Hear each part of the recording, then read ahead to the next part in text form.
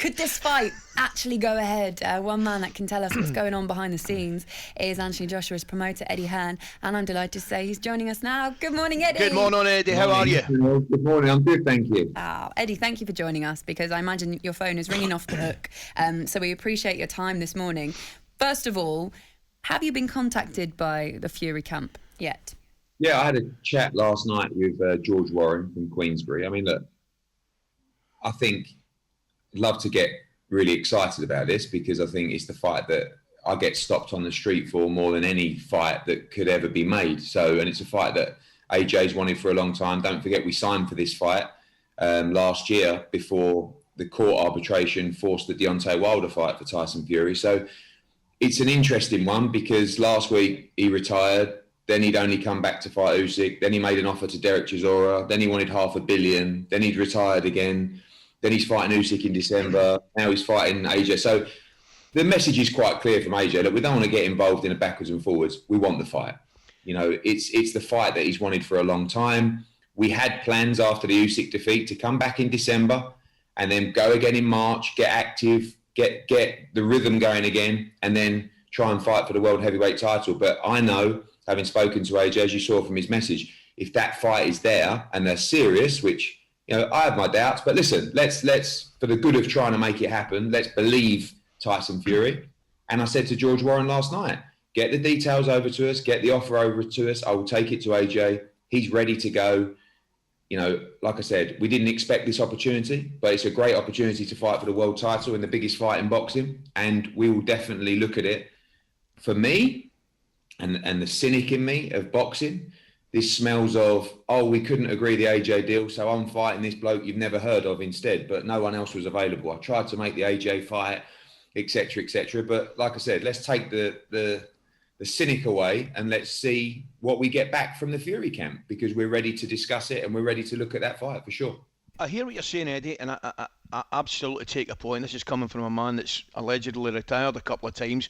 However, surely he's put himself in a position here where he can't be seen to be backing down. He's effectively the holder throwing out the challenge. I mean, it must be, as I said earlier, it must be the earliest Christmas present AJ's ever had. I know in an ideal world, he probably want to fight a couple of months later in the following year. But surely Tyson Fury's put himself in a position here where the fight has to go. I know that there'll be a lot of negotiations. I get all that. But if the fight doesn't go ahead, I think it looks bad on Tyson Fury. Yeah, I think, but at the same time, Ali, it's easy to come back and say, oh, we want to go in November. And it's like, well, hang on, AJ's just had a couple of weeks off. Like, what's wrong with December? No, it has to be November. Oh, and here's the deal. And they lowball you on the deal. And, Fury's outstanding at getting the public to believe absolute nonsense. Like, I mean, I think, it worries me actually what people do believe. If you look at the timeline over the last 3 or 4 weeks, it's unbelievably bizarre. Yet people still just take it with a pinch of salt and say, oh, he's retired. Oh, he's retired. Okay. Oh, he wants $500 million. Oh, he wants to fight Chisora. I mean, 2 days ago, he was calling out Manuel Charr, another guy. Then Usyk. But the big problem for Fury is that probably in February or March, the Middle East will be looking to make the undisputed fight with Usyk. So personally, I don't feel that Fury is serious about this. But if he is, as I said to the Warrens last night, 100%, we will sit down and make the fight. Give us the date, give us the offer, and we'll come straight back to you. Because, like I said, the plan was definitely not to fight Tyson Fury. But having spoken to AJ, and you heard, you read out his statement, he's ready to do it, because these fights don't come around often. He's wanted it for a long time. He would have no problem taking this fight in December. What is the plan aside from that? So say, for example, and how much time do you spend on this and how much energy do you give it? So you've got the plans that you already had for AJ moving forward in his next fight, which you can tell us what they are if you don't mind. And then now you've got this potential opportunity, which by the sounds of things, you're not sure if it's going to go ahead or not, if it's a real opportunity. So how do you go about planning anything? So the key for AJ is activity. Over the last 3 years, a mixture of sort of being involved in these big fights and rematches, COVID, he's boxed like once a year, once every 18, 19 months, which is not enough. So we want to get him active. We want to get his confidence rebuilt. We want to fight him back in the UK. We want to fight him around the world as well. And ultimately, we want to lead to another shot to the world heavyweight title. Now, if that presents itself straight off the bat, even better. because these shots are very difficult to manufacture. So at the same time, our plan is to go December 10 or December 17th, probably in the UK with Anthony Joshua against a top 15 opponent, and then go again in February or March next year. You've got the Dillian Whyte fight, which is a really big fight. You've got Deontay Wilder, which is a really big fight. The reality is, and some people don't like to hear it, AJ's still arguably the biggest draw in boxing. I mean, AJ against Fury is 5 times as big as Fury against Usyk. That's the reality. And by the way, Fury-Usyk's a great fight. It's for the Undisputed Championship. But like I said, people want to see AJ against Fury.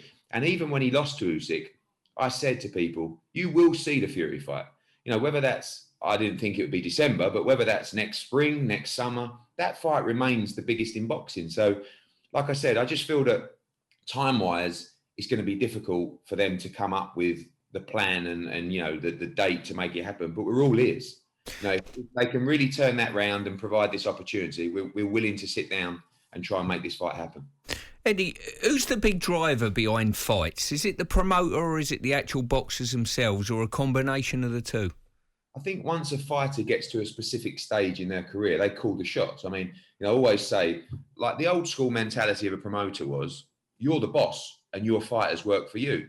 The new era, which is the era I've always worked in, is they're all my bosses. It doesn't matter whether it's a 6-round fight or a unified world heavyweight champion. I work for the fighter. So that the fighter and the team will give me the instruction and I will present opportunities to the fighter. When they get to that stage of AJ and Fury, they 100% call the shots. They have the input of their team, but they tell you what to do. So in this instance, yesterday, I phoned AJ in 258 and said, I've just had a call. What do you think? 100%. Let's do it. That's AJ's mentality of these big fights. So I said, okay. He said, go away, find out if they're serious, get the offers, get the date, and we'll talk through it. In the background, we have to keep the machine moving, planning, because sometimes there's a lot of games, Stu, that goes on behind the scenes. People want to stall you. People want to stop you in your tracks. People want to stop your development with broadcasters. So if you spend too much time on this, before you know it, your original plans have broken down. You can't get a venue. You can't get an opponent. So you have to keep all the plates spinning. Sometimes I'm spinning 15 plates. We've got over 100 fighters. But, this is our one that's probably the most important to us of our entire stable. And getting him back in the ring, getting him back flowing, knocking people out is what we want to do. But if that plan gets aborted because of the opportunity to fight Tyson Fury, he'll do it in a heartbeat. So it really comes down to the fighters. For me, sometimes you hear, yeah, we're going to fight this guy, we're going to fight this guy. And then all of a sudden you get a really weak opponent get announced and you use all these sort of social media exchanges to say, well, no one else wanted to fight me, and that's difficult because the public don't really understand that or don't really see it. If this fight doesn't happen or we don't even receive an offer or we get a lowball offer that's just a load of rubbish or a date that's made up, people start accusing people of ducking fights and stuff like that. The reality is that's why AJ, I think over the years, he's always tried to stay quiet and sort of maintain, I guess, his dignity, but that's not really how boxing works. So I think last night he just wanted to let people know, I'm up for it. Eddie, if I get the Tyson Fury fight, I'm in. Eddie, I was going to ask you, mate, and I do take your point about Fury versus AJ, being a bigger fight. Certainly within these shows, I don't think there's any doubt about that. Bearing that in mind, and the interest within certainly the British boxing public, could we assume that the fight would take place in the United Kingdom? Yeah, well, that time of year, you'd only really have one choice, which is the Millennium Stadium. You're leaving a huge amount of money behind to do the fight in the UK, but guess what? These two also have a huge amount of money. So I know from when we did the Usyk fight, it was a 50-50 split, and the contract quite clearly states you have to maximise the revenue for the show. So if you've got 3 times the money to do the fight somewhere else, then obviously Usyk's not going to just go to AJ's backyard and fight in London. So these are all things to be considered. In this deal, maybe both guys go, look, we're not as bothered about the money. Let's do it in the UK. Being honest, that's quite unusual in boxing. Mm-hmm. And sometimes it will be lawyers and advisors that will say, well, hang on, look at this option and this option. The bigger problem is the lack of time for a fight of this magnitude.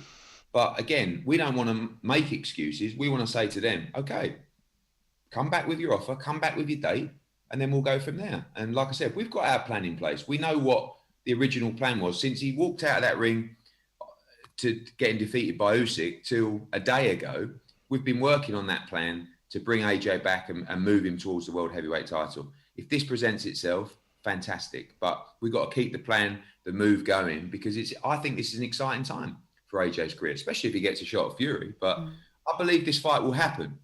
Will it happen in December? I have my doubts, but we're ready to talk.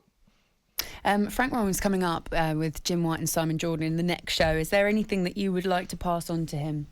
Not really. I mean, I don't really speak to Frank Warren, but I spoke to his son, George, and seems like a nice chap. And we just said, look, there's no bad mouthing backwards and forwards. If we're going to do this, we need to, I've come on here because I've had 200 calls this morning. I've got to say something, because otherwise people just say, oh, you're hiding, you don't want to talk about it. And the reality is I don't really want to talk about it, because I think at the moment, until we have some solid info or some progress, he said, she said, he's just going to derail any plans. Next thing, he's on social media slagging someone off, and he's slagging someone off, and then before you know it, someone's hung up on someone. This is just how boxing works. So calm is the word, that was used last night, and that's a situation. Calm, go away, come back to me, ready to work with Tyson Fury, George Warren, Frank, whatever it is to make this fight, but also got to look out for AJ and not be messed around at the same time. If you really want to make the fight, come back with the numbers. You're the supposed champ, the A side, whatever you want to be. You want to make us an offer to do the fight?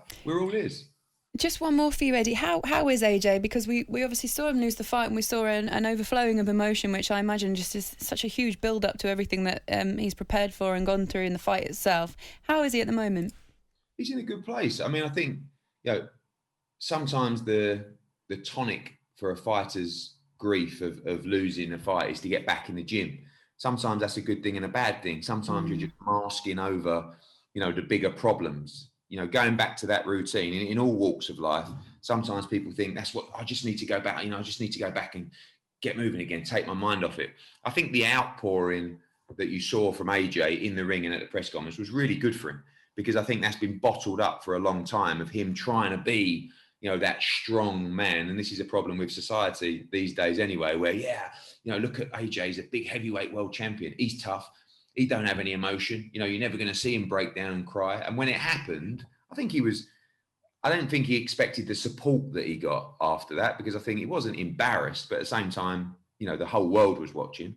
But I think he was good. I feel like sometimes when you're under pressure, it's like, being in a can and you take the lid off and you just relieve that pressure. And I felt like that's what happened to him in Saudi. Even though he lost, there were so many positives to take from that. So he's in a really good place. He's excited. I wanted to give him a couple of weeks before he said, I want to go again in December.